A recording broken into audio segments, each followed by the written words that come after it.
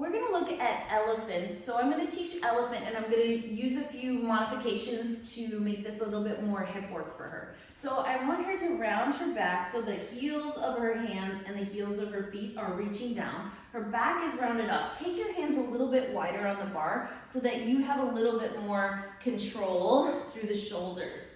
This looks like a great position. So now she's shortening the distance between her ribs and the hips in front of her to hold her here.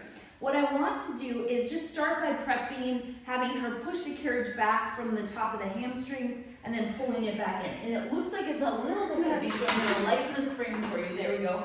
And then press back from the top of the hamstrings and pull back in.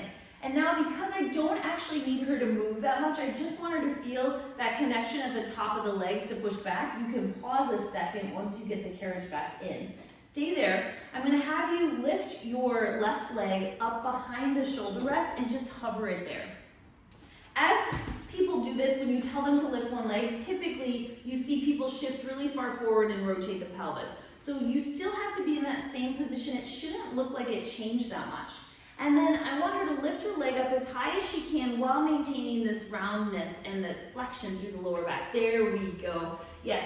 Okay, so now it should feel like a lot of work on the outside of the right hip to hold you there. Do you feel some work there? Yes. Awesome.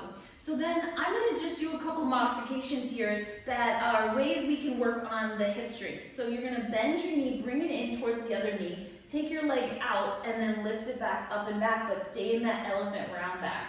And bend your knee, kind of swivel it in and swivel it out and then reach it up and back. Yes, and only get to go as high as you can, maintain this alignment. Yeah, and then let's make it more of a circle. So in, out, up, back, and in, out, up, back. Yeah, and you can see how she's fighting to keep the pelvis level. It's really hard. Again, this looks easy, but it's not. So do you feel your right hip working a lot to stabilize? This is a really great way to get hips working without having to have a lot of carriage movement happening. Good. You're gonna hold your leg up behind you, bend your leg, flex your foot. Yes, and now I want the abdominals to still be rounded, so I'm gonna give her this little cue here. And now I want you to pulse your leg up like somebody's sitting on your foot and you're trying to push them up to the ceiling. Up, up, up. As you continue, keep your weight as centered as possible between both legs. Good. 4, 3, 2, 1, and then you can set that leg down. And we're gonna do the other leg. So you're gonna lift the other leg up and you're gonna start with this level pelvis, rounded back. Keep the rounded back. Knee is gonna bend. You're gonna go in, out, up and back. In, out, up and back. Good. As you continue, keep lifting the ribs up. That looks excellent. Let's do 3 more. Trying to feel that swivel. You can feel lots of work happening on this standing hip. And as you look at your client, you'll see that they're centered as much as possible. You don't want all the weight on one arm. Hold your leg up behind you, flex your foot, bring it a little more in towards the midline. Round your back again, yes. And then like somebody's sitting on your heel. As your leg goes up, don't sink through the lower back. Yes, that's excellent. Good. And then you're gonna set this foot back down. We're gonna do one more thing here. You're gonna lift the other leg up. You're gonna lengthen your spine to one long line. Ta-da!